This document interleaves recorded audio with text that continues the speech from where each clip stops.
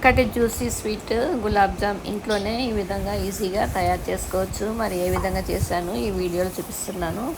దీనికి గాను ఒక ప్యాకెట్ గులాబ్ జామ్ మిక్స్ రెడీమేడ్ది నేను కొన్నాను. దీనికోసమని ఒక 2 గ్లాసుల చక్కెర 2 గ్లాసుల నీళ్ళల్లో పోసి చక్కెర బాగా కలిసేదాకా ఈ విధంగా బుడగలు వచ్చేదాకా మరగనివ్వాలి. ఇది మరిగిన తర్వాత ఇందులో చిటికెడంతా ఇలాచీ పౌడర్ కూడా వేసి ఆ రసాన్ని పక్కన పెట్టుకోవాలి. ఇప్పుడు మనము కొన్న ఈ gulab jam mix MTR gulab jam mix తీసుకున్నా నేను.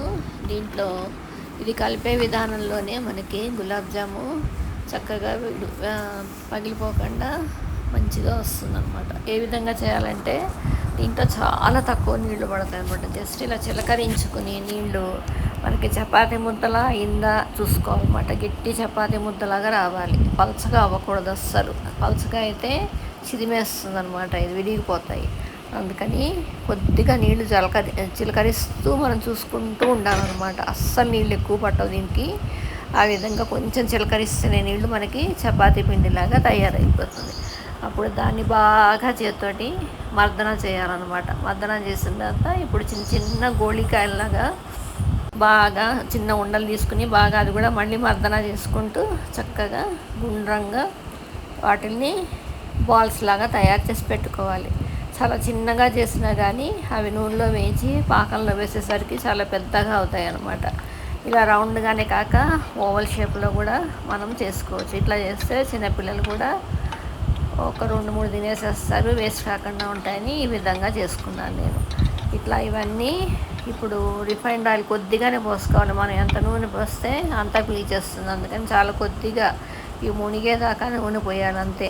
అది పోసిన తర్వాత కొంచెం నూనె కాగిపోయిన తర్వాత ఈ బాల్స్ దాంట్లో ఎన్ని పడతాయో చూసుకుని అందులో వేసుకోవాలి. వేయంగానే తిప్పేయకూడదు దాన్ని. కొంచెం మనకి కింద కనిపిస్తూ ఉంటుంది, ఎర్రగా అవుతుంది. అప్పుడు దాన్ని నెమ్మదిగా తిప్పాలన్నమాట స్పూన్ తోటి. అలాగా అది కాలకుండా మనం తిప్పామనుకోండి విరిగిపోతాయి అవి. అందుకని కొంచెం ఎర్రవాగు కింద కనిపిస్తూ ఉంటుంది మనకి. అలా తిరగగానే నెమ్మదిగా స్పూన్ తోటి ఇట్లా ట్యాప్ చేస్తూ తిప్పాలన్నమాట. ఆ విధంగా అలా బాల్ ఎటువైపు పచ్చిగా ఉందనిపిస్తే ఆ విధంగా అలా నెమ్మదిగా తిప్పుకుంటూ 3/4 ఫ్లేమ్లోనే పెట్టుకోవాలి. ఫుల్ ఫ్లేమ్ పెడితే లోపలంతా పచ్చి పచ్చిగా ఉంటుంది. అందుకని 3/4 ఫ్లేమ్లో పెట్టుకుని నెమ్మదిగా ఇది కొంచెం వేగింది అనుకున్నప్పుడు స్పూన్తో చిన్నగా ట్యాప్ చేస్తూ కదుపుతూ మనము అది మంచిగా గోల్డెన్ బ్రౌన్ వచ్చేదాకా వేయించుకుని దాన్ని అన్నింటి తీసుకుని ప్లేట్లో పెట్టుకోవాలి. ఇప్పుడు రెండో వాయి వేసిన తర్వాత ఏం చేయాలంటే ఇవి మనం ప్లేట్లో పెట్టేసుకున్నవి జ్యూస్లో వేసి పెట్టుకోవాలి. ఈ జ్యూస్ వేడిగానే ఉండాలి, చల్లారిపోతే కనుక కొంచెం వేడి చేసుకోవాలి. మళ్ళీ అవి వేసేసేయాలి. ఈ గులాబ్ జామ్ వేసేసిన తర్వాత మళ్ళీ రెండో వాయ వేసుకోవాలి. ఈ రెండో వేసేటప్పుడు అవి కొంచెం కిందకి వెళ్ళేటట్టు చూడాలి. లేదంటే ఇవి ముందు వేయించినవి తీసేసి నానిని పక్కన పెట్టేసి అవి వేసుకుని మళ్ళీ అన్నీ కూడా వేసుకుంటే ఈ బాల్స్ వేసాక పైకి కిందకి స్పూన్తో కదపాలి. అలా చేస్తే జ్యూస్ అన్నిటికీ చక్కగా పట్టి చాలా బాగా వస్తుంది. అలాగా చక్కటి గులాబ్ జామ్ నోట్లో వేసుకుంటే కరిగిపోయేటట్టుగా ఉండేవి ఇంట్లోనే చక్కగా చేసేసుకోవచ్చు. ఇది ఐస్ క్రీమ్ కాంబినేషన్తో కూడా చాలా బాగుంటుంది.